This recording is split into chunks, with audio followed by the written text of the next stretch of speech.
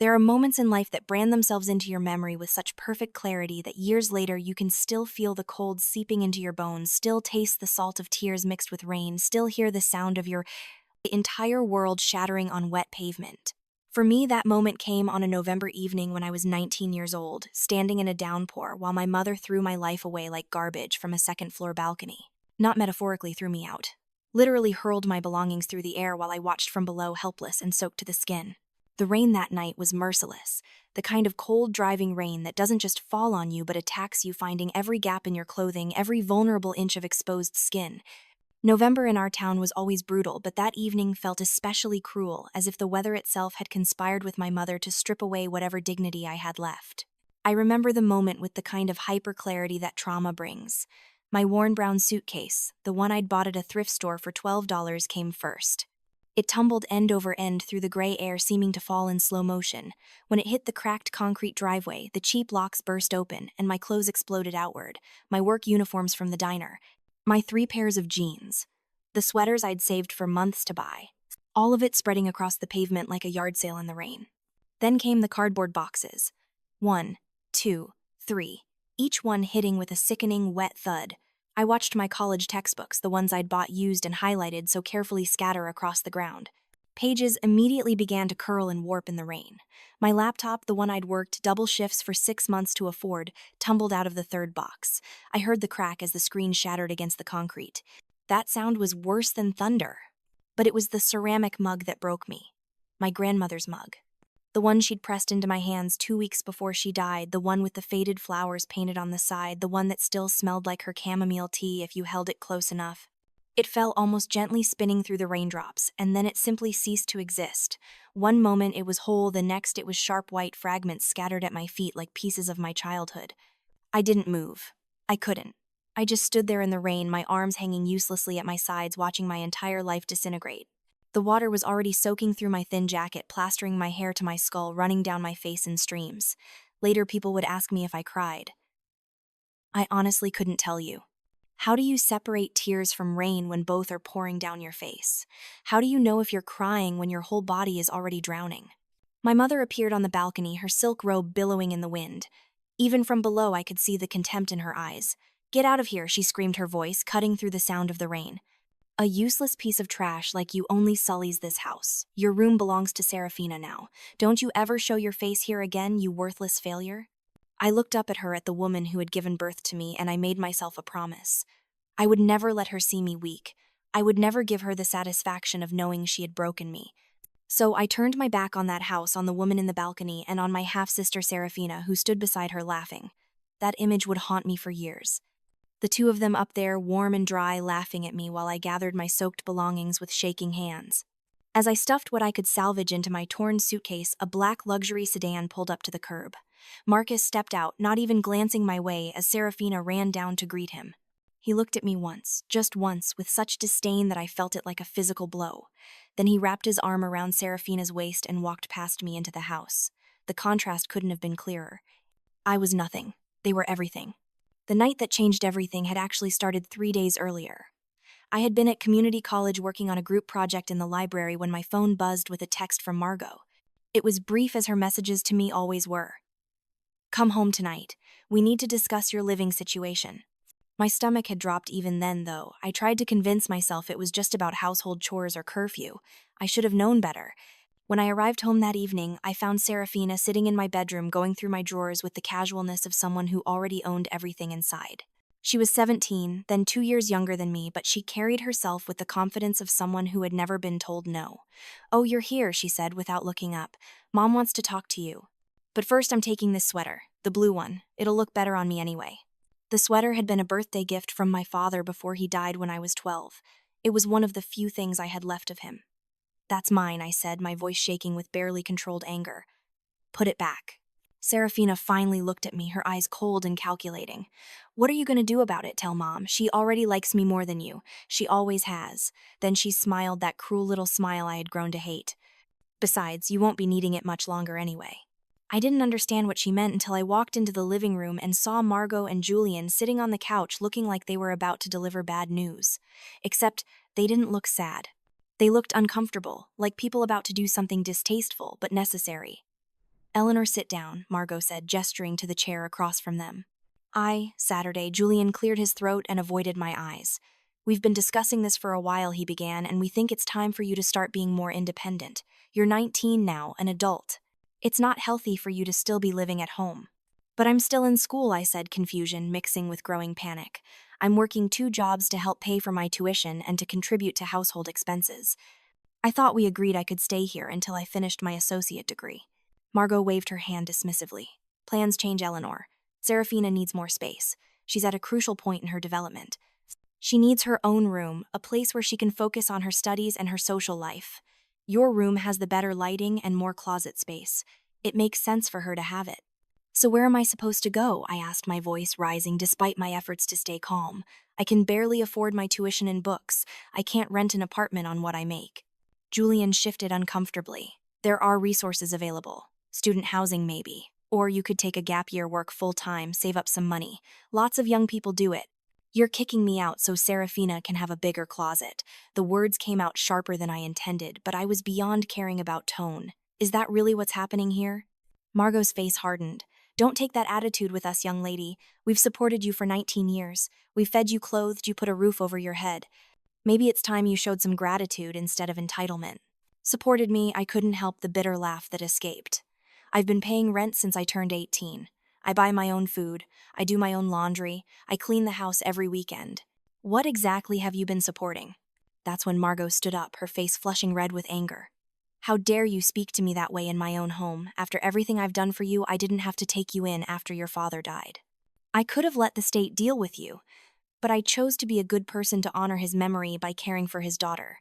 And this is the thanks I get. The lie was so blatant, so absurd that for a moment I couldn't speak. Margot had been my father's wife. I was their biological daughter together. She hadn't taken me in out of charity. But the way she said it with such conviction made me realize that she had rewritten history in her own mind. Or maybe she was just saying whatever would hurt me most. When do I need to leave? I asked quietly, too tired to fight anymore. This weekend would be ideal, Julian said, still not meeting my eyes. We're having Marcus over for dinner on Sunday.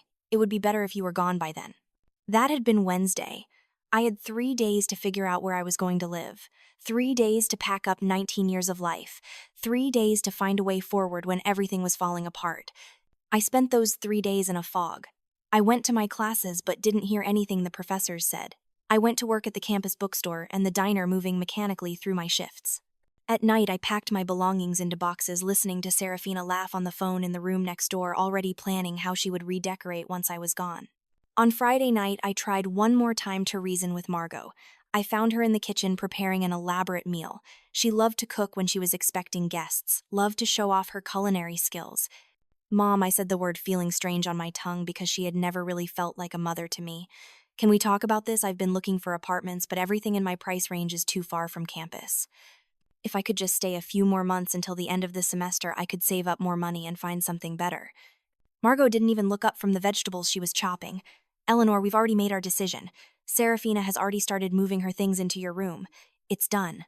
But I'm your daughter, I said, hating how desperate I sounded. Doesn't that mean anything to you? Finally, she looked at me. Her eyes were cold, assessing like she was looking at a stranger. You're your father's daughter, she said slowly. Let's be clear about that. I've done my duty by you, but I owe you nothing beyond what the law requires. And legally, you're an adult now. My responsibility is over. The words hit me like a slap. I had always known that Margot favored Serafina, that there was something different about the way she treated us. But I had told myself it was just personality differences, or that I was being too sensitive. Now hearing her say it out loud, I finally understood. She had never loved me.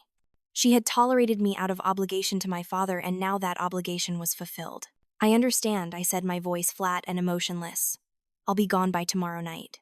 Make it earlier in the day, Margot replied, already turning back to her cooking. Marcus is coming at 6 and we don't want any unpleasantness. Saturday morning, I woke up early and finished packing. I had managed to fit most of my belongings into 2 suitcases and 3 cardboard boxes. It wasn't much for 19 years of life. I called my friend Rebecca, hoping she might know of someone who needed a roommate or had a couch I could crash on for a few weeks. She didn't answer. I tried 3 other friends from school. 2 didn't answer, and 1 said she would ask around but didn't sound optimistic. By noon, I still had nowhere to go. I sat on my bed surrounded by my packed belongings and felt panic rising in my chest. I had $600 in my bank account. That was it. That was all that stood between me and homelessness. At 2 o'clock, Serafina burst into my room without knocking. "Aren't you gone yet?" she asked, looking annoyed. "I want to start setting up my stuff and you're in the way." "I'm leaving," I said, standing up and grabbing my suitcases. "Don't worry, you won't have to see me anymore." Finally, she said, flopping down on what had been my bed.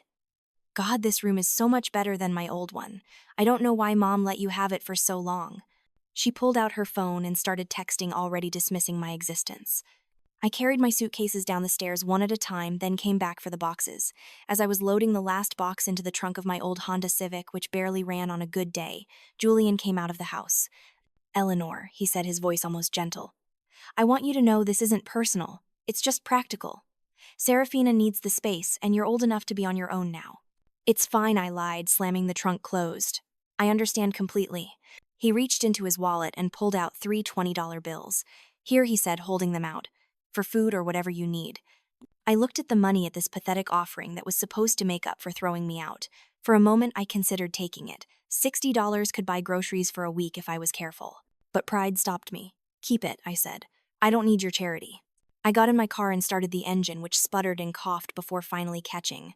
As I pulled away from the curb, I looked back at the house one more time.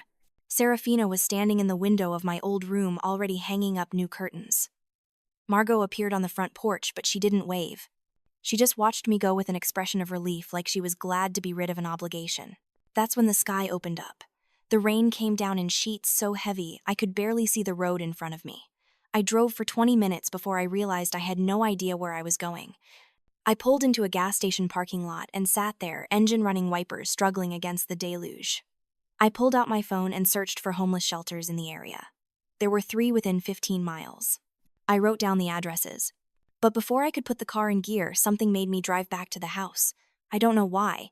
Maybe I thought Margot would realize what she was doing and call me back. Maybe I thought if she saw me in the rain, saw how desperate the situation was, she would feel something. Anything. When I pulled up in front of the house, I saw the black sedan already parked in the driveway. Marcus was early. I sat there for a moment, watching the rain hammer against my windshield, trying to decide what to do. Then before I could talk myself out of it, I got out of the car. The rain soaked through my clothes immediately. I walked up to the front door and knocked. Through the window, I could see Serafina and Marcus sitting in the living room laughing about something. The door opened and Margot stood there, her face registering shock and then immediate displeasure. "What are you doing here?" she demanded. "I thought you left." "I did," I said, water dripping from my hair down my face. "But I realized I forgot something. Can I just come in for a minute to get it?" "No," Margot said flatly. "Whatever it is, it's not important. You need to leave. Now." "Mom, please," I said, and I hated how my voice broke on the word. "I have nowhere to go. Can't I just stay one more night, just tonight, and I'll figure something out tomorrow?" Margot's face hardened. "Absolutely not. You're not my problem anymore, Eleanor. You're an adult.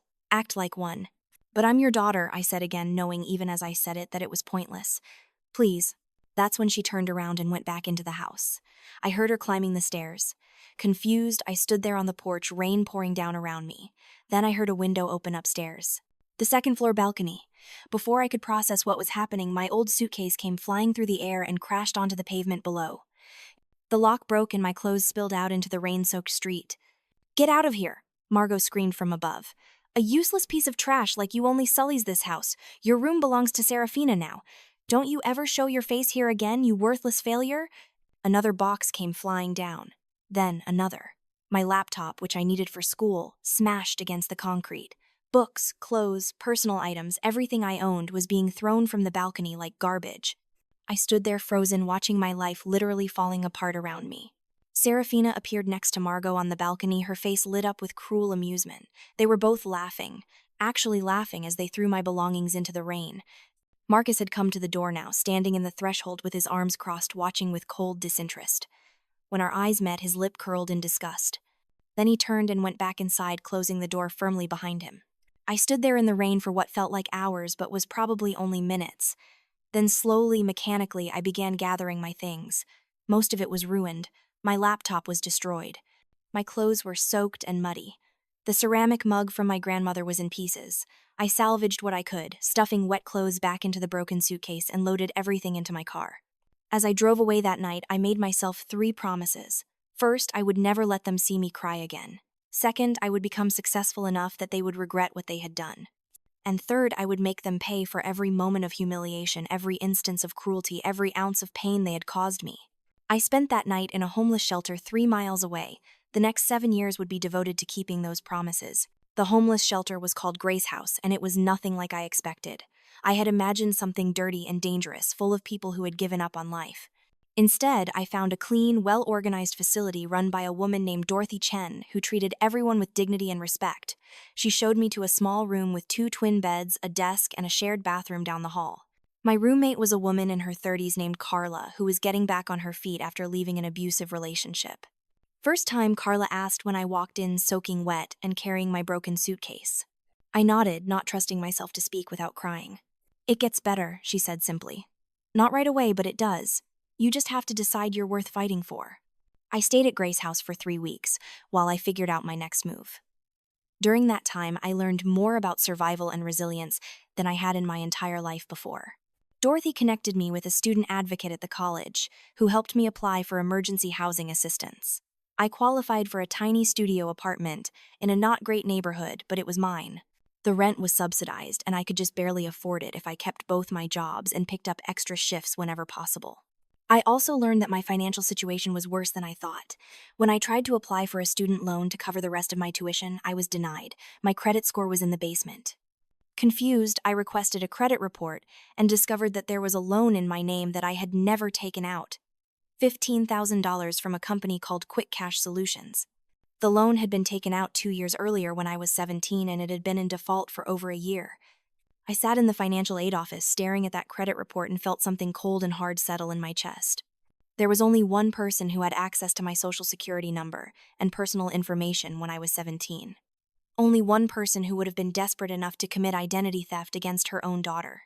I made an appointment with a lawyer through the legal aid clinic at school.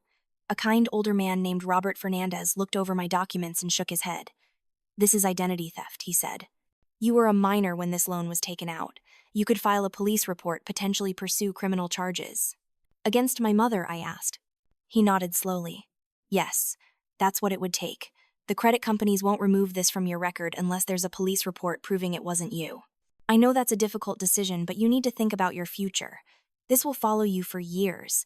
It will affect your ability to rent apartments, buy a car, get credit cards, maybe even get certain jobs."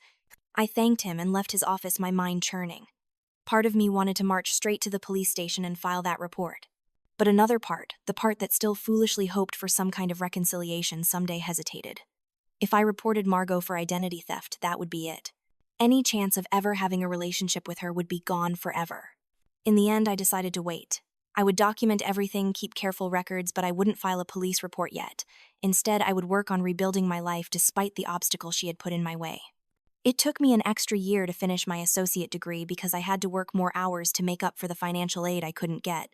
But I finished. I walked across that stage, received my diploma, and looked out at the empty seats where family should have been sitting.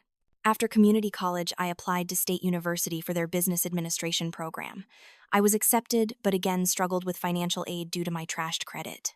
I worked full-time while taking classes full-time. I slept 4 hours a night. I lived on ramen and peanut butter sandwiches. I had no social life, no time for friends or dating or fun, but I graduated with honors 3 years later. During my senior year, I applied for an internship at the Ashford Foundation, a prestigious grant-making organization that funded small businesses and nonprofits. I wasn't expecting to get it. There were hundreds of applicants for just 5 positions, but somehow my application stood out. Maybe it was my essay about overcoming adversity.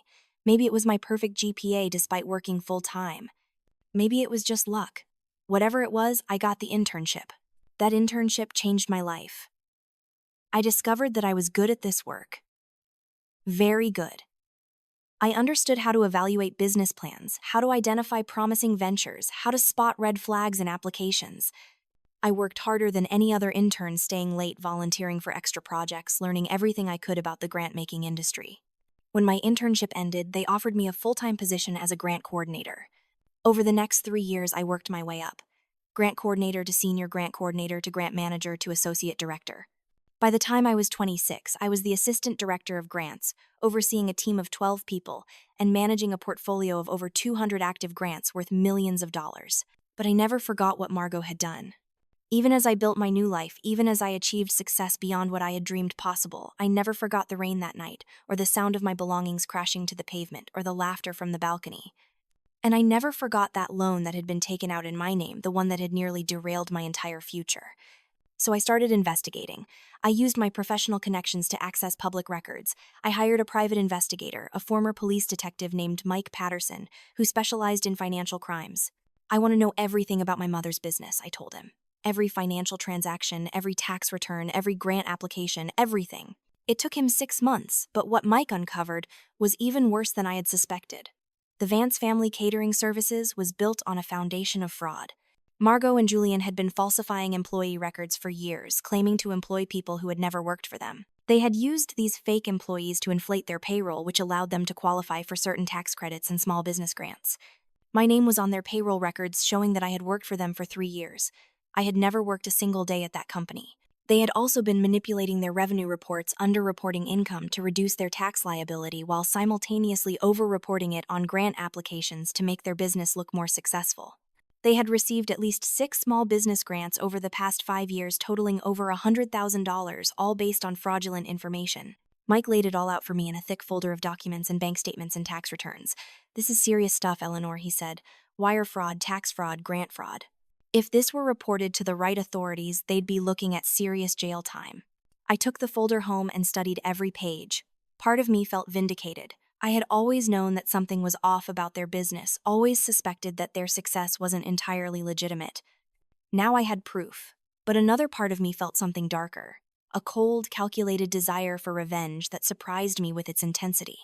I could have gone to the police. I could have reported everything to the IRS and the FBI, but that felt too quick, too impersonal.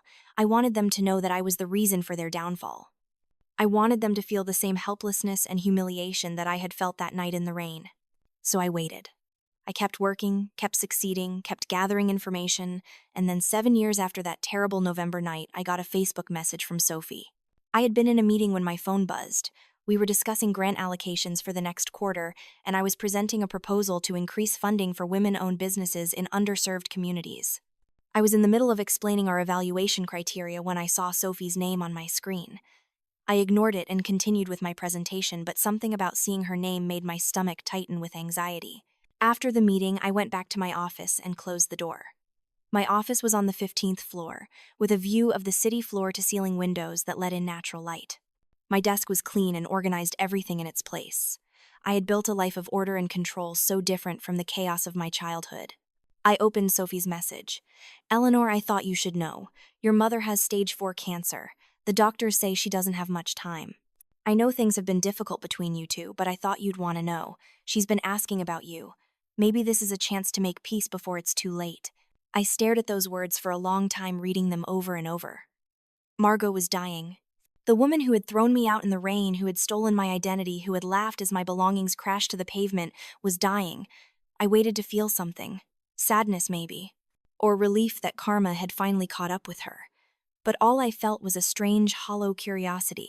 What did a dying woman who had never shown me love look like? Did she feel remorse? Did she think about me at all? Did she realize what she had done? I needed to know. I took the afternoon off, which was unusual for me. I was known at the foundation as someone who never took time off, who was always the first one in and the last one to leave. But that day, I drove across town to the neighborhood where I had grown up, the house I had been thrown out of 7 years ago. The house looked smaller than I remembered. The paint was peeling and the lawn was overgrown with weeds. The black sedan that Marcus had driven that night was gone, replaced by an older model car with a dent in the front bumper. Everything about the place spoke of decline of a family that had tried to maintain appearances but was failing. I sat in my car for 10 minutes, gathering my courage. I had dressed carefully that morning in a simple gray pantsuit from Target, nothing expensive or flashy. I wanted to see how they would react to me without the buffer of obvious success. I had brought a gift, though, a bouquet of white orchids that had cost $75, not as a peace offering. As a symbol of everything elegant and refined that they had tried to deny me, I walked up to the door and knocked. For a moment there was no answer and I almost turned around and left. Then the door opened and Marcus was standing there. He had gained weight since I last saw him, and there was something harder about his face, like life had not been as kind to him as he expected. His eyes widened in recognition, and then his expression twisted into that familiar contempt. "Oh, look who it is," he said, his voice dripping with sarcasm. "The little wanderer from back in the day. Still remember the way home, do you? Don't think you're getting anything from us. In fact, you should probably leave before I call the police for trespassing." I pushed past him without a word, stepping into the house. The inside was worse than the outside. The furniture was old and worn. There were water stains on the ceiling. The carpet was threadbare in places. Whatever money they had made from their business seemed to be gone.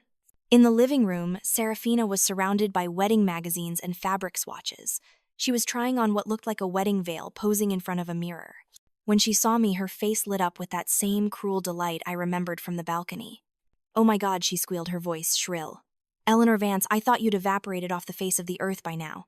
What are you doing here? Come to beg for an invitation to my wedding. Sorry, sweetheart, family only."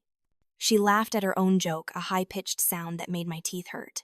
Then Margot emerged from the hallway. She was wearing a silk nightgown, expensive and beautiful, but it hung on her frame like she had lost significant weight. Her skin had a gray pallor and her eyes were sunken. But those eyes still held that razor-sharp cruelty I remembered. I took a step toward her, some long-buried instinct, making me want to embrace her to offer comfort to a dying woman who had once been my mother.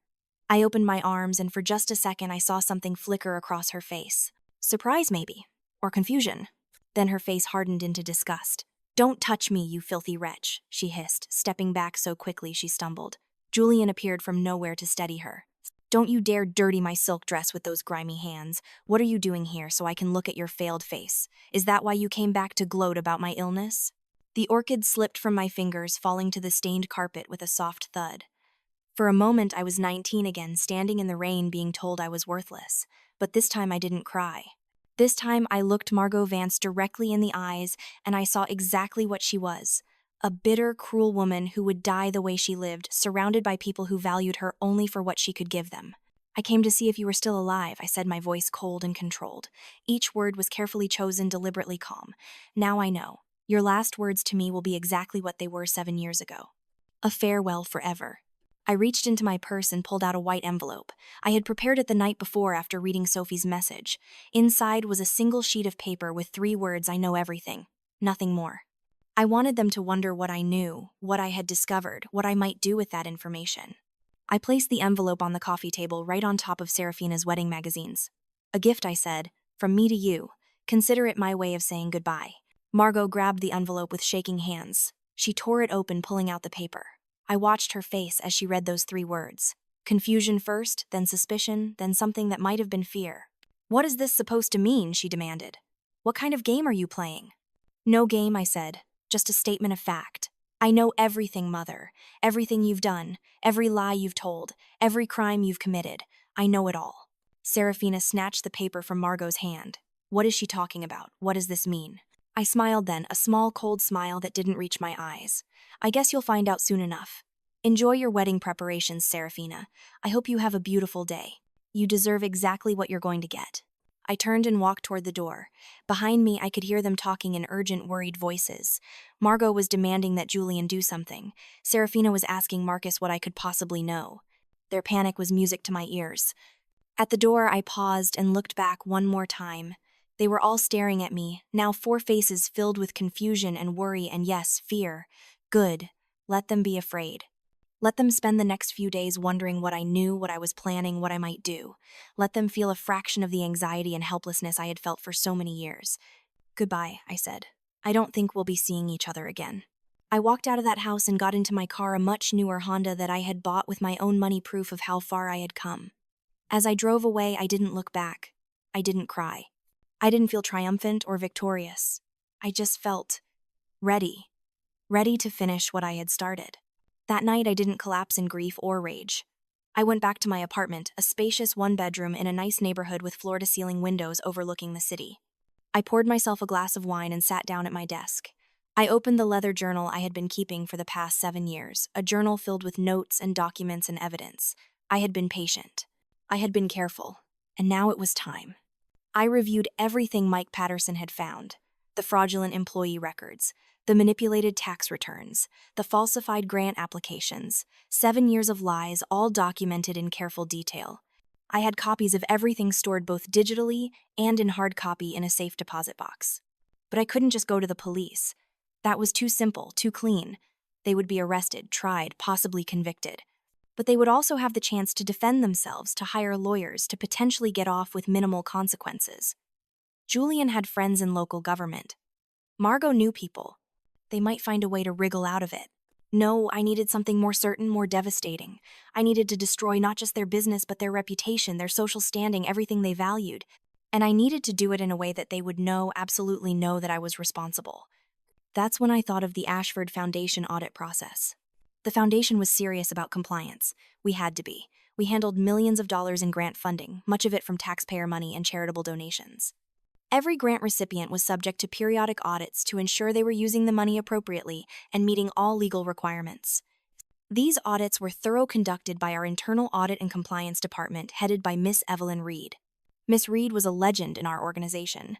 She had been with the foundation for over 20 years, and in that time she had never let a single instance of fraud go unaddressed. She was incorruptible, relentless, and absolutely terrifying when she was on the hunt. She had personally brought down 3 different organizations for grant fraud, and in each case the perpetrators had ended up facing criminal charges. The Vance Family Catering Services had received a small grant from the Ashford Foundation 3 years ago. It was only $10,000, tiny compared to some of our grants, but it was enough. It was my way in. The next morning I went to work early. I pulled the Vance Family Catering Services file from our archives and studied it carefully. Their application had been strong, or at least it had looked strong.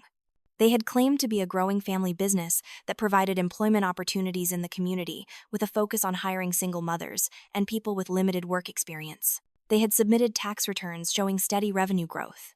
They had provided letters of recommendation from satisfied clients. They had listed 8 employees, including me.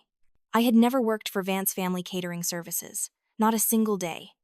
Yet there was my name listed as a part-time employee for 3 years, complete with a fabricated work history and a forged signature on a W-4 form. This was identity theft, fraud, and perjury all in one document. And it was sitting right here in the foundation's files, waiting to be discovered.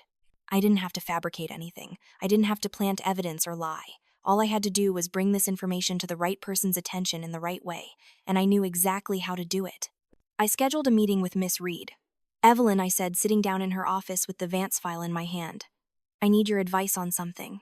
I've been reviewing some of our older grants as part of the 5-year retrospective analysis we discussed, and I came across something that concerns me." Evelyn looked up from her computer, her sharp eyes immediately focusing on the folder in my hands. "What kind of concern?" "I'm not sure yet," I said carefully. "It might be nothing, but I noticed some inconsistencies in this grant recipient's documentation. The employment records they submitted don't seem to match up with other public records I've found. I wanted to get your opinion before I made any assumptions." I handed her the folder. Evelyn opened it and began reading, her expression neutral but intense. She was silent for several minutes, flipping through pages, comparing documents, making notes. Finally, she looked up at me. "Where did you find the conflicting public records?" she asked. "State Employment Database," I said, which was true. Mike Patterson had pulled those records for me months ago. According to their grant application, they had 8 employees during the funding period. But the state database only shows 4 people receiving W-2 seconds from them that year. That's a 50% discrepancy. Evelyn's jaw tightened.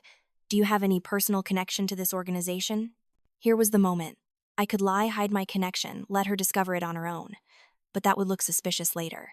Better to be upfront now to establish my credibility. "Yes," I said. "This is my mother's business. Or my former mother, I should say. We're estranged. I haven't spoken to her in 7 years." Evelyn studied me for a long moment. "And you're bringing this to me, why? If you're estranged, some people might see this as a personal vendetta." "Because my name is on their employee list," I said quietly. "And I've never worked a single day for that company. If they're using my identity to commit fraud, I have a right to stop them. And the foundation has a responsibility to investigate any grant where false information was provided." Evelyn closed the folder and leaned back in her chair. "You understand that if I open an investigation, I can't show you any favoritism. If anything, I'll have to be more thorough because of your personal connection. And if we find evidence of fraud, I'm legally obligated to report it to the appropriate authorities." "I understand," I said. "That's exactly what I'm asking you to do. Treat this like any other case. Follow the evidence wherever it leads." She nodded slowly. "Leave the file with me. I'll review it more thoroughly and determine if a full audit is warranted. This conversation stays between us until I make my decision." "Understood." "Understood." I left her office feeling lighter than I had in years. The wheels were in motion. Evelyn Reed didn't do anything halfway. If there was fraud to be found, she would find it. And once she did, nothing Margot or Julian could do would stop what came next. For the next 2 weeks, I went about my normal work routine. I approved grants, managed my team, attended meetings. I didn't ask Evelyn about her investigation. I didn't try to influence the process. I simply waited, knowing that patience was the most important part of revenge. On a Thursday morning, 2 weeks after my conversation with Evelyn, I saw her walking toward my office with a thick folder under her arm and a grim expression on her face. My heart started racing. This was it. "Eleanor," she said, closing my office door behind her, "we need to talk. I've completed my preliminary investigation into Vance Family Catering Services, and I'm afraid the situation is worse than you indicated. Much worse." She opened the folder and began laying out documents on my desk. Tax returns that didn't match revenue reports, employment records that conflicted with state databases, bank statements showing unexplained transfers, grant applications to other organizations with similar discrepancies. She had found everything Mike Patterson had found and more. "This isn't just a minor discrepancy," Evelyn said. "This is systematic fraud spanning at least 7 years. They've defrauded multiple grant programs, evaded taxes, and committed identity theft against at least 3 people, including you. I'm required by law to report this to the IRS and the FBI. I wanted to let you know before I did." "I understand," I said, trying to keep my voice steady. "Thank you for telling me." "There's more," Evelyn continued. "Because your name was used in their fraudulent activities, you'll need to file a police report for identity theft. That will help protect you from any liability. I can connect you with the right people to make that process as smooth as possible." I nodded. "I'll do that today." "I'm sorry, Eleanor," Evelyn said, her expression softening slightly. "I know this is your family. This can't be easy." "They stopped being my family 7 years ago," I replied. "They made their choices. Now they have to live with the consequences." That afternoon, I filed a police report for identity theft. The officer who took my statement was sympathetic but businesslike. "This happens more often than you'd think," he said. "Family members stealing from each other. It's sad, but at least you caught it before it did more damage to you." If only he knew that I had known about it for years, had been carefully documenting it, waiting for the right moment to use it. But I didn't tell him that. I just signed the forms and left with my case number. 2 days later, I received the wedding invitation. Heavy cream cardstock with gold foil lettering. "Serafina Vance and Marcus Chen request the honor of your presence at their wedding ceremony. The Plaza Hotel, downtown's most expensive venue. Black tie. Dinner reception to follow." I held the invitation in my hands, reading it over and over. They had actually invited me. After everything, after throwing me out, after the cruelty and the mockery, they wanted me at this wedding. Why? Then I understood. This was Serafina showing off. She wanted me to see her triumph, her perfect wedding to her successful fiancé. She wanted me to witness everything she had that I supposedly didn't. This wasn't an olive branch. It was another form of mockery. Perfect. I went shopping that weekend. Not at the department stores where I usually bought my work clothes. This time, I went to the designer boutiques downtown, the ones with buzzers on the door, and salespeople who looked you up and down before deciding if you were worth their time.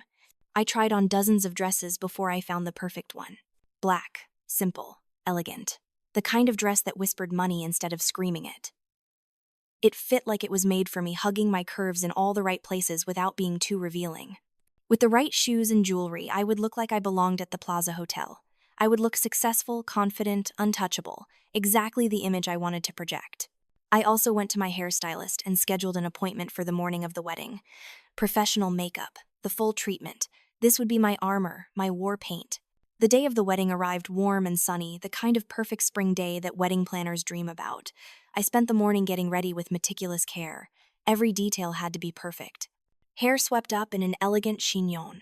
Makeup subtle but flawless. The black dress with simple diamond studs and a delicate silver necklace. Classic black heels. A small clutch purse. When I looked in the mirror, I barely recognized myself.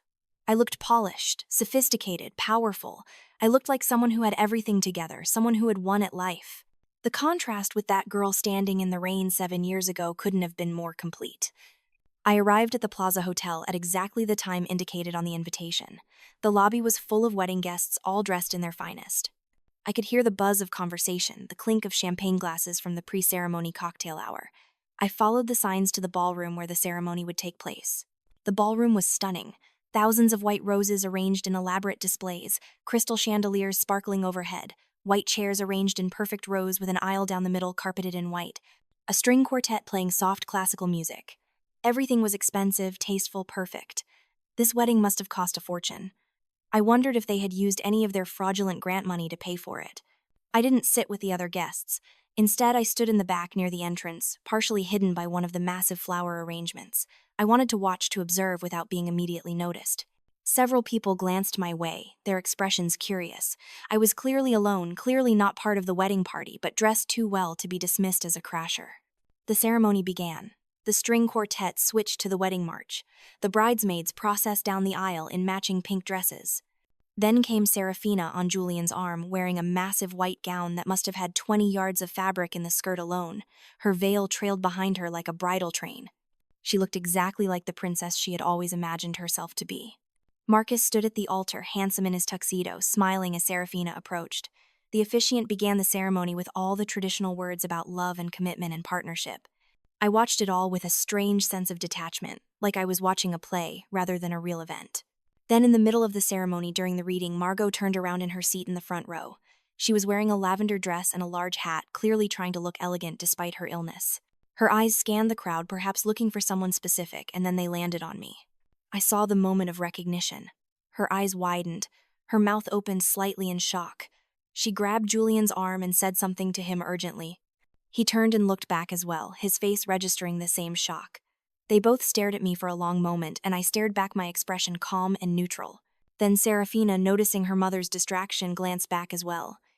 When she saw me, her face went pale under her makeup. She actually stumbled slightly, and Marcus had to steady her. The officiant paused, confused by the disruption. "Are you all right?" Marcus asked Serafina, his voice carrying in the silent ballroom. "I'm fine," Serafina said, but her voice was shaky. She turned back to face the officiant, but I could see her shoulders were tense, her hands trembling as she held her bouquet. The ceremony continued, but the mood had shifted. Margot kept turning around to glare at me. Other guests, noticing the family's distraction, also began looking my way, whispering to each other. Who was the woman in black? Why did she make the bride so uncomfortable? When the ceremony finally ended and the newly married couple processed back down the aisle, Serafina's smile looked forced. As she passed where I was standing, she shot me a look of pure hatred. I simply smiled back, a small, enigmatic smile that gave nothing away. The reception was in an adjoining ballroom, even more lavishly decorated than the ceremony space. There were round tables draped in white linens, each centerpiece a tower of white roses and crystals. A dance floor in the center, a live band on a stage, a bar with top-shelf liquor, an elaborate buffet with every expensive food you could imagine. This was the kind of wedding that was meant to impress, to show off, to prove that the family hosting it had made it. I didn't go through the receiving line. Instead, I walked directly to the gift table, positioned prominently near the entrance to the reception. It was already piled high with wrapped boxes and envelopes, tributes to the happy couple from their many guests. I reached into my clutch and pulled out a small white envelope identical to the traditional cards that accompany wedding gifts. Inside the envelope was another document. Not money, not a gift card, a copy of the official notice from the Ashford Foundation. Suspension of grant funding and comprehensive audit requirement in bold letters at the top. Below that, a detailed list of the discrepancies found during the preliminary investigation. And at the bottom in smaller print, a note that the matter had been referred to federal authorities for further investigation. I placed my envelope carefully on top of the pile of gifts, positioned so it would be impossible to miss. Then I stepped back and waited. I didn't have to wait long. Margot came charging over within minutes, Julian trailing behind her. Her face was red with fury, and she was moving faster than I would have thought possible for someone with stage 4 cancer. "What the hell are you doing here?" she demanded, her voice shaking with rage. Several nearby guests turned to stare. "Get out, this is a private event, you're not welcome here." "I was invited," I said calmly, pulling the invitation from my clutch and holding it up. "See, right here, Eleanor Vance. I wouldn't dream of missing my dear sister's special day." Serafina appeared then, still in her massive wedding gown, Marcus right behind her. Her face was flushed and her eyes were wild with panic and fury. "Security," she screamed, her voice going shrill. "Someone call security. Remove this person immediately, she's trespassing." But before security could arrive, I gestured to the gift table. "I just wanted to drop off my wedding gift," I said pleasantly, as if we were having a normal conversation. "It's right there on top.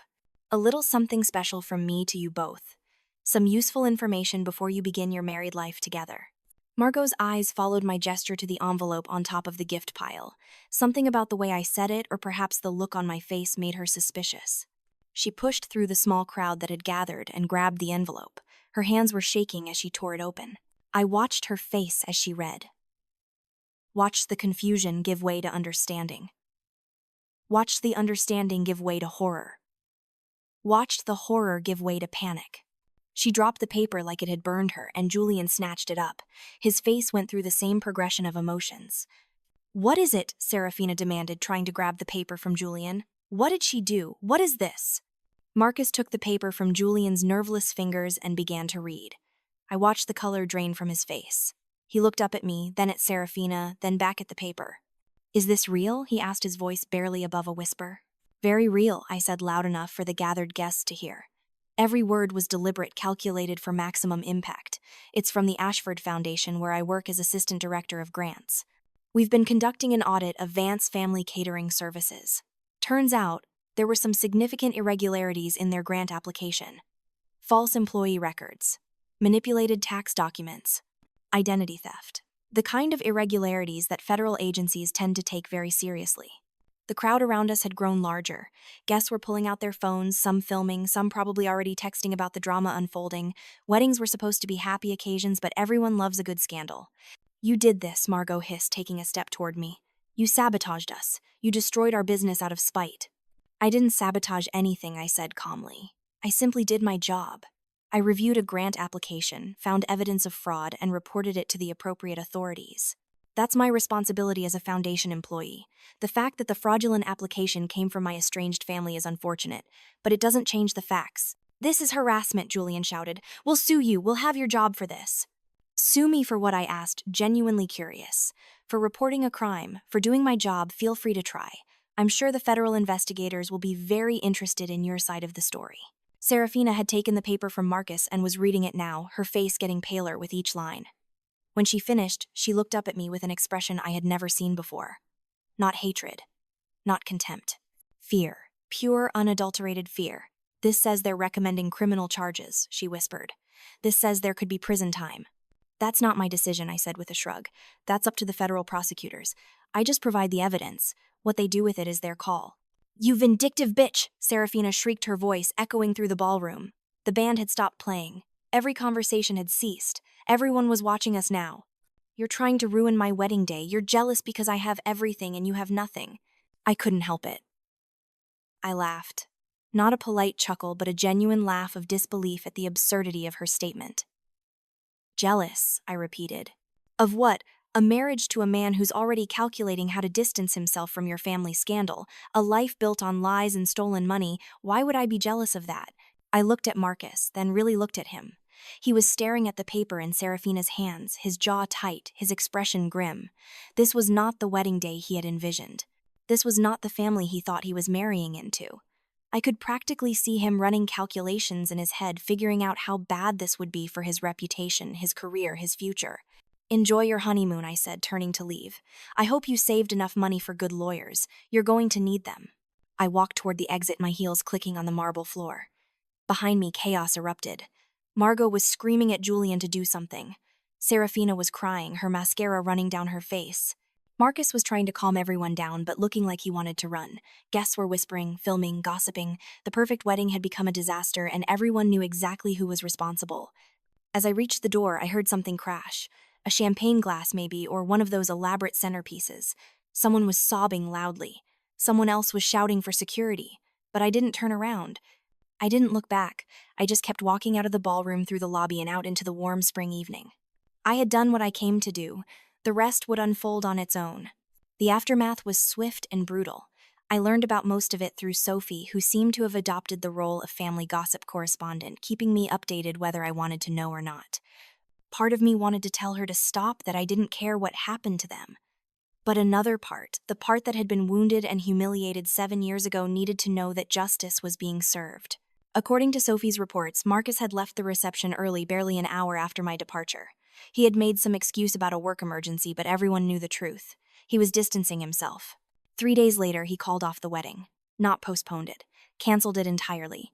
His lawyer released a statement about unforeseen circumstances and incompatible life goals, but everyone knew what it really meant. He didn't want to be associated with a family under federal investigation. Serafina was devastated. Sophie said she didn't leave her room for a week, that she refused to eat or see anyone. Part of me felt a twinge of something that might have been sympathy. After all, she had genuinely loved Marcus, or at least loved the life she thought he represented. But then I remembered the balcony, the laughter, the cruelty, and that twinge disappeared. She had made her choices. She had sided with Margot. She had participated in my humiliation. This was just karma. The Vance family catering services situation got worse. The IRS launched a full audit. The FBI opened an investigation into the grant fraud. The state attorney general's office started looking into their business practices, and every single one of these investigations found evidence of wrongdoing. It turned out that Mike Patterson's investigation had only scratched the surface. Margot and Julian had been running scams for over a decade long before I was even thrown out of the house. They tried to fight it at first. They hired lawyers, expensive ones, who promised to make everything go away. But the evidence was overwhelming. My identity theft was the least of their problems.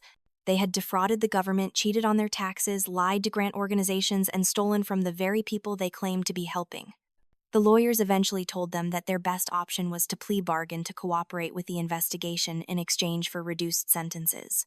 Margot refused. She insisted she had done nothing wrong, that this was all a misunderstanding, that I had somehow fabricated the evidence against them. Her denial was almost impressive in its totality. Even when faced with her own signed documents, her own tax returns, her own bank records, she insisted that someone else must have forged them. That someone, of course, was supposed to be me. But the investigators weren't buying it. They had forensic accountants go through everything. They had handwriting experts verify signatures. They had digital forensic specialists examine computer records.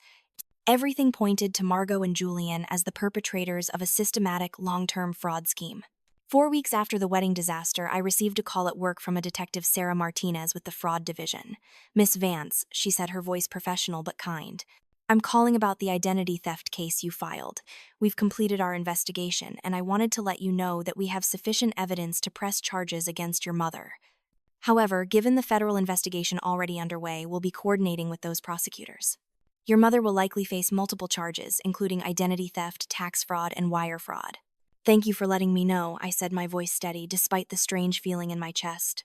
"I also wanted to tell you that you're not the only victim," Detective Martinez continued. "We've identified 3 other individuals whose identities were used by your mother and stepfather in their fraud scheme. One of them was a former employee who had no idea she was still listed on their payroll years after she quit. Another was a teenager, a neighbor's kid who did some part-time work for them one summer. They used these people's information to inflate their employee count and qualify for programs meant to help small businesses. Each revelation made me feel vindicated and sick at the same time. These weren't just crimes against the government or against abstract institutions. These were crimes against real people, people whose lives had been affected by Margot's greed and selfishness. People like me who had trusted her and been betrayed. "What happens now?" I asked. "The federal prosecutors will be filing formal charges within the next 2 weeks," Detective Martinez said. "Your mother and stepfather will likely be arrested. Given the amount of money involved and the systematic nature of the fraud, they're looking at significant prison time if convicted. I know this is your family, and this can't be easy for you." "They stopped being my family a long time ago," I replied, echoing what I had told Evelyn Reed weeks earlier. It was becoming my mantra, the truth I had to repeat to myself whenever I felt even a flicker of guilt. "Still," Detective Martinez said gently, "family is complicated. If you need any resources, victim support services, or counseling, I can connect you with people who specialize in this kind of situation." "Thank you," I said. "I'll think about it." After I hung up, I sat at my desk for a long time, staring out the window at the city below. I should have felt triumphant. I should have felt that rush of vindication, that sense of justice finally being served. Instead, I just felt tired. Tired and empty, and wondering if revenge was really all I thought it would be. That evening, as I was leaving work, I saw Serafina sitting in the lobby of my building. She looked terrible. Her hair was unwashed, her clothes rumpled, her eyes red and swollen from crying. When she saw me step off the elevator, she jumped to her feet. "Eleanor," she said, her voice hoarse, "please, I need to talk to you." My first instinct was to walk past her, to pretend she didn't exist, but something in her face stopped me.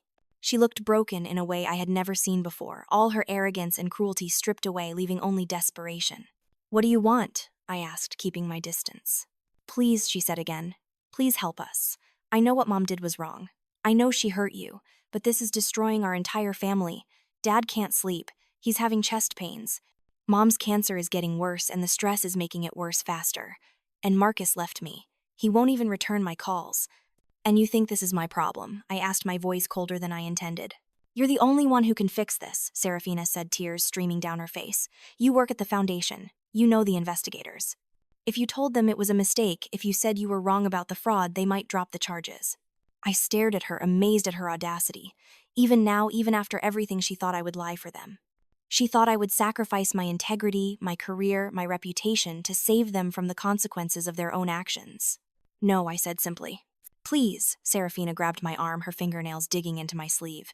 I'm begging you, if they go to prison, what will I do? I have nowhere to go. No money, no skills. My wedding is canceled. My life is ruined. I pulled my arm free, stepping back.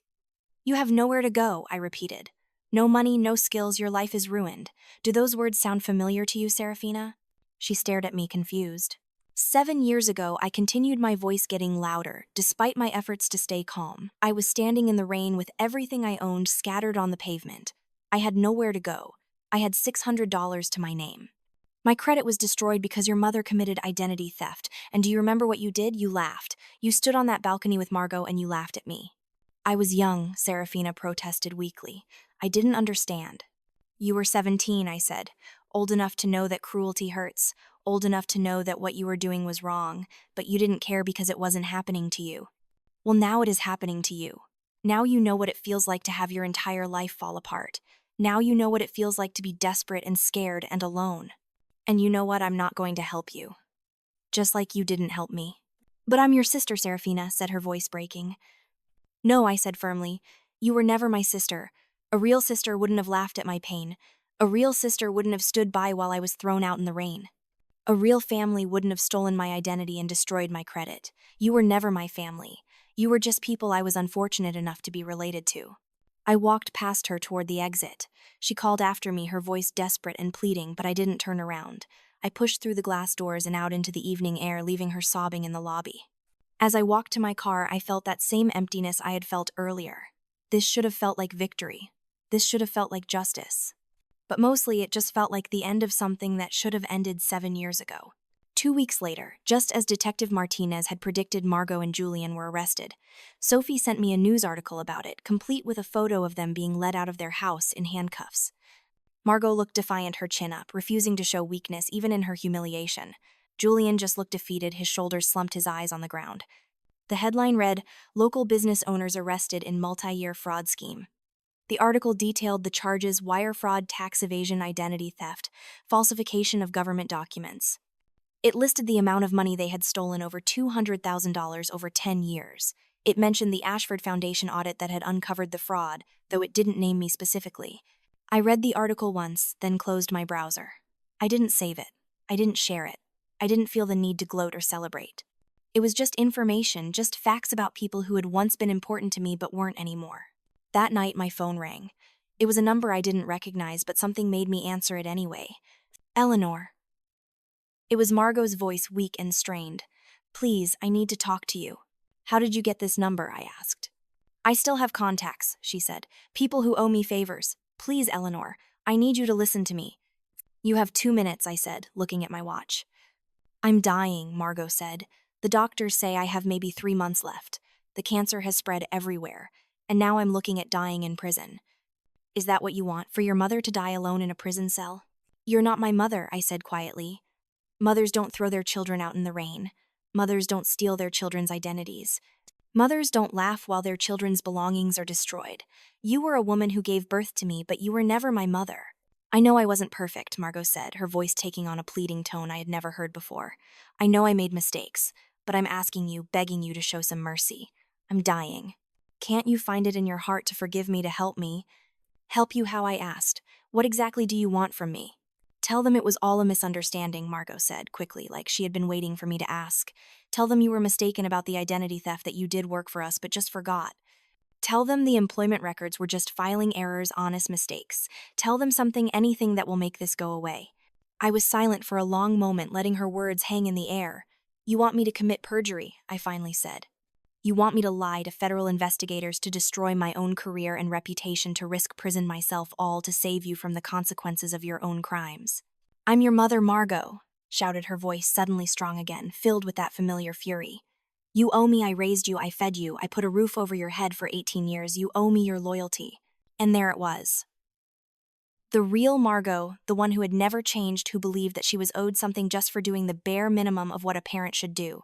Who thought that housing and feeding a child was some kind of extraordinary sacrifice that demanded lifelong gratitude and obedience. I owe you nothing, I said, my voice absolutely calm. Nothing at all. You did what the law required you to do as a parent. You provided basic necessities. Congratulations. That doesn't earn you a get-out-of-jail-free card for committing multiple felonies. If I go to prison, I'll die there, Margot said, and now she was crying, actual tears that I could hear in her voice. Is that what you want? Do you hate me that much? I don't hate you, I said, and I realized as I said it that it was true. I don't feel anything for you at all anymore. You're just a stranger to me now, a stranger who committed crimes and is facing the consequences. What happens to you next isn't my responsibility. It never was. Please, Margot whispered one more time. Goodbye, Margot, I said, and I hung up. She called back immediately. I didn't answer. She called again, and again. On the fourth call, I blocked her number. Then I poured myself a glass of wine, sat on my couch, and cried. Not for her. Not for what would happen to her.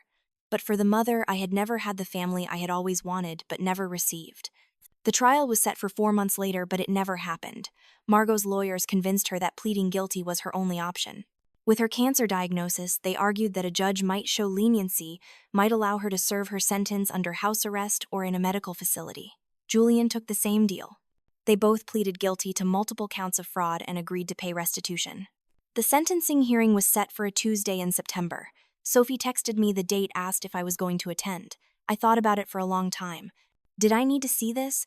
Did I need to watch them face their judgment? Would it bring me any peace or closure? In the end, I decided not to go.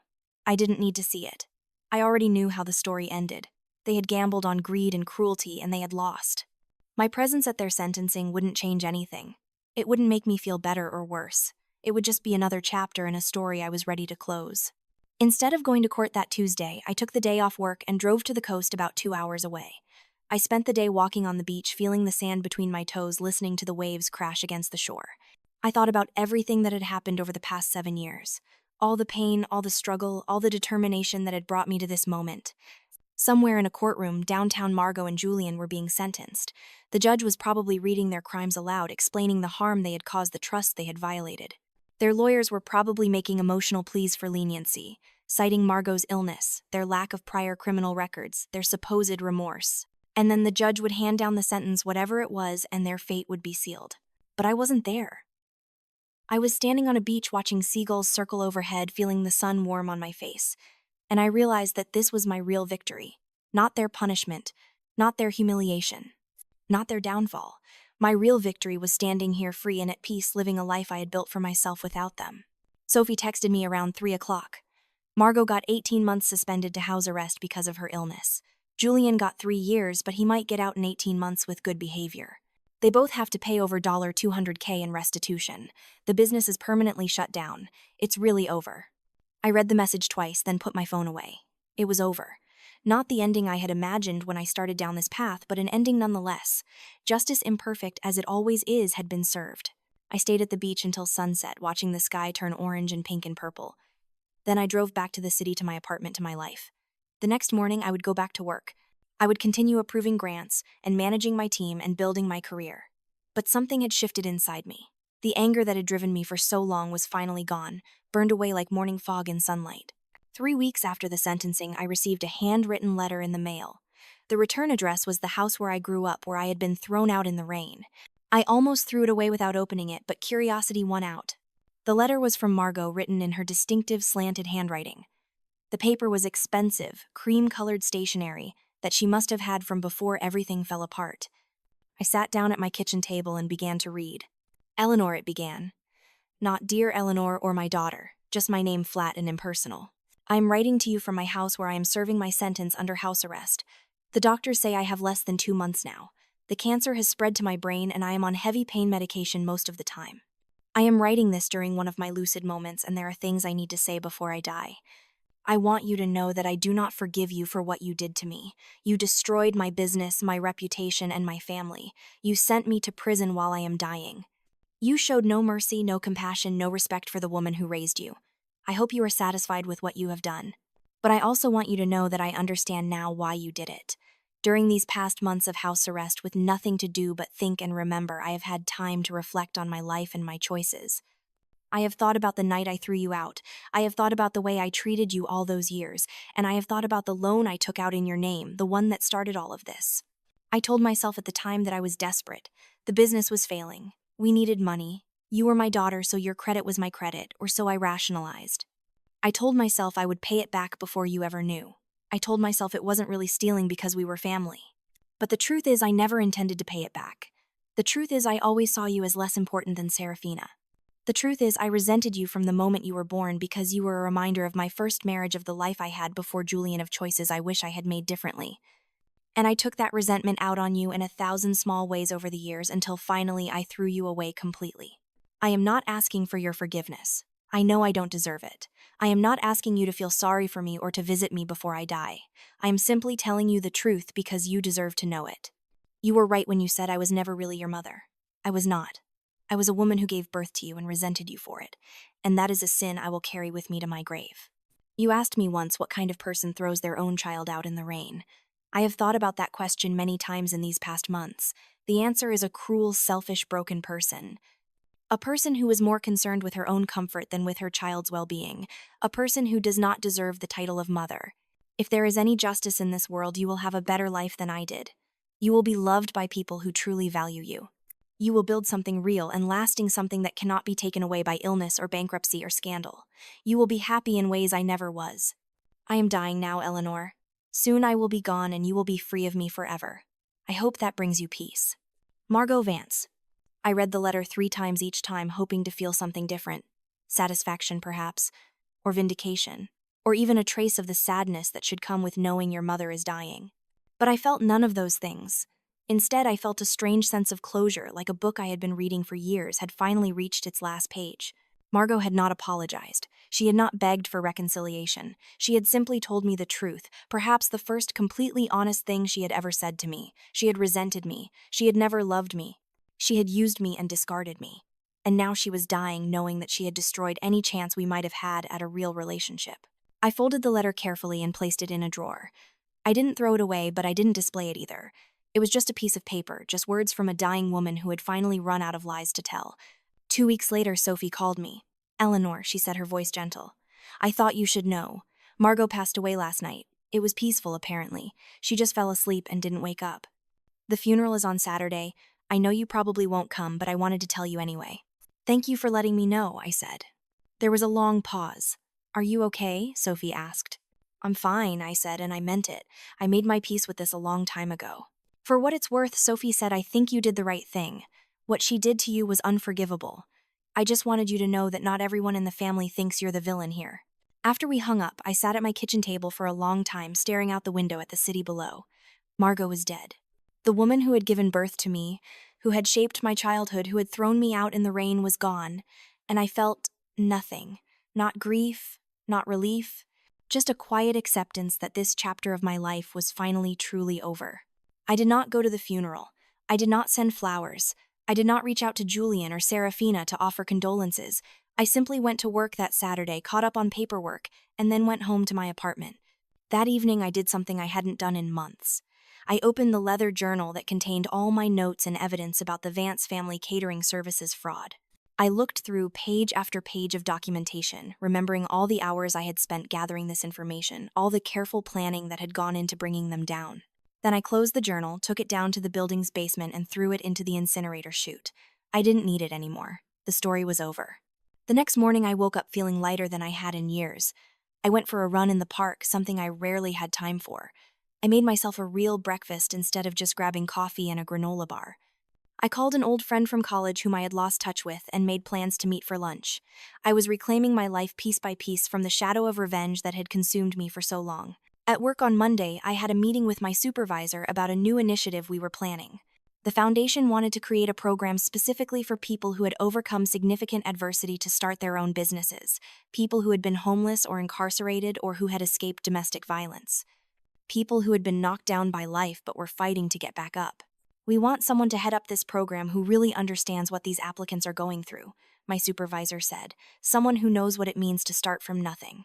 I immediately thought of you, Eleanor. Would you be interested? I thought about Grace House, the homeless shelter where I had stayed 7 years ago.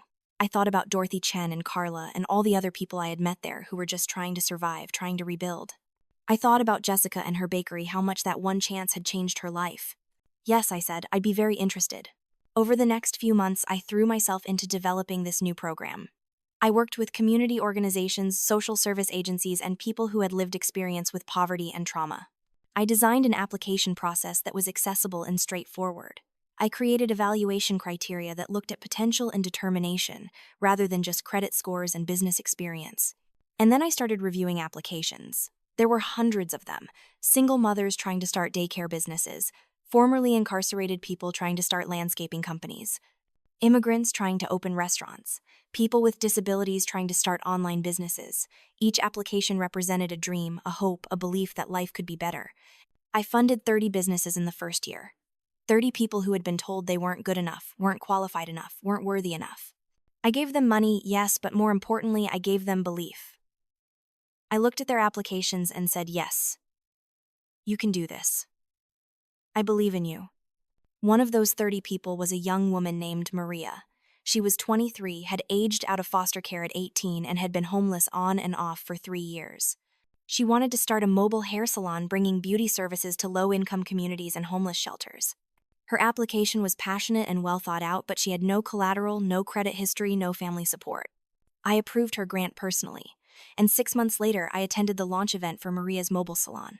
She had converted an old RV into a mobile beauty parlor, complete with salon chairs, mirrors, and all the equipment she needed.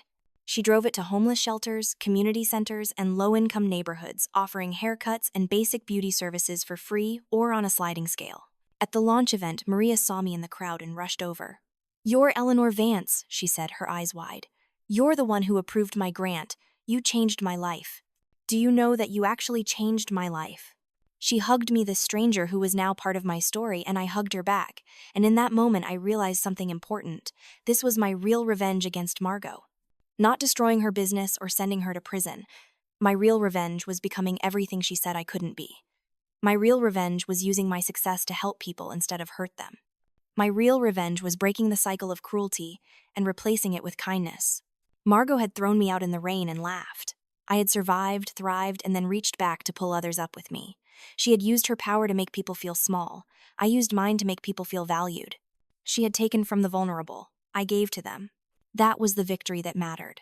A year after Margot's death, I received another letter. This one was from Julian. He was in prison serving his sentence, and he wrote to apologize. His letter was much different from Margot's. It was full of genuine remorse, detailed acknowledgement of everything he had done wrong, and no excuses or justifications. He took full responsibility for his crimes and for his failure to protect me from Margot's cruelty. "I was a coward," he wrote. "I knew Margot was wrong to treat you the way she did. I knew it was wrong to throw you out. I knew it was wrong to use your name in our business records. But I did nothing to stop it, because it was easier to go along with her than to stand up to her. I chose comfort over courage, and I will regret that for the rest of my life. I am not asking for your forgiveness or for you to help me in any way. I just wanted you to know that I am sorry, truly deeply sorry. You deserved better from me. You deserved better from all of us." I wrote back to Julian. "Just a short note, thank you for your honesty. I hope you find peace." I meant it. Unlike Margot, Julian seemed to genuinely understand what he had done wrong. His remorse seemed real. I still didn't forgive him, might never forgive him, but I appreciated his honesty. I never heard from Serafina. According to Sophie, she had moved to another state, changed her name, and completely reinvented herself. She told people her family was dead, that she had no siblings, that her past was something she didn't talk about. Part of me was sad about that. Despite everything, she was still my half-sister. But another part understood. Sometimes the only way to move forward is to leave everything behind and start over. I had done the same thing in my own way. Time passed. Seasons changed. My life continued fuller and richer than I had ever imagined it could be. I dated, though, nothing serious. I made real friends, people who valued me for who I was rather than what I could do for them. I traveled, seeing places I had only dreamed about when I was living in that homeless shelter. I bought a house, a real house with a garden and a porch swing and a guest room for visitors. And I continued my work at the foundation, helping people who needed a second chance, or sometimes a first chance they had never gotten. Each grant I approved felt like a small act of redemption, a way of taking the pain of my past and transforming it into something good. 5 years after Margot's death, I was promoted to director of grants. It was the culmination of everything I had worked for, everything I had sacrificed, everything I had endured. I stood in my office on the 20th floor looking out at the city spread below me, and I thought about that 19-year-old girl standing in the rain, convinced that her life was over. I wanted to tell her that she was wrong, that her life wasn't ending that night. It was beginning, that the pain she was feeling would eventually transform into strength, that she would not only survive but thrive, that she would build a life more beautiful and meaningful than she could possibly imagine. But more than anything, I wanted to tell her that revenge isn't about destruction, it's about refusing to become them. It's about living so well that the people who tried to break you become nothing more than a footnote in your story. 7 years of planning revenge taught me one thing. Watching Margot and Julian face justice felt good for a few months. But helping Maria start her salon, watching Jessica's bakery thrive, believing in people when no one else would, that satisfaction never faded. One Saturday morning, 6 years after the wedding, I realized I hadn't thought about them in over a week. They had become irrelevant. Not because I destroyed them, but because I'd built something so much bigger that they simply didn't matter anymore. I still work at the Ashford Foundation. Every grant I approve reminds me of that night in the rain, of how close I came to believing what Margot said about me being worthless and destined to fail. And I'm grateful. Not for the pain exactly, but for what the pain taught me, about resilience, about the importance of kindness, about the difference between revenge and justice, about the power of choosing to be better rather than bitter. There are scars that never fully heal. The wound of rejection from your own mother leaves a mark that time can fade but never erase. But from those scars, a different kind of strength can emerge. A strength that comes not from being unbroken, but from putting yourself back together and choosing to keep going. I still work at the Ashford Foundation. I still help people like Jessica, people who need someone to believe in them. And every time I approve a grant for a struggling entrepreneur or a promising student, I think about that 19-year-old girl standing in the rain. I think about how lost she felt, how certain she was that she would never be anything. And I want to tell her that she was wrong, that she would become more than she ever imagined. Not because of her mother's approval, but in spite of its absence. My life didn't end with them. It began with me. Sometimes late at night I wonder if Margot ever thinks about me, if she ever regrets throwing me away. But then I realize it doesn't matter. Her regret or lack thereof doesn't define my worth. Her love or hatred doesn't determine my value. I determine that. And I have determined that I am enough. The sun rises every morning, and with it comes another chance to build something beautiful, another opportunity to show kindness to someone who needs it, another day to live on my own terms. That's the greatest revenge of all. Not destruction, not suffering, but living well, living freely, living authentically. I am Eleanor Vance, and I am finally truly free.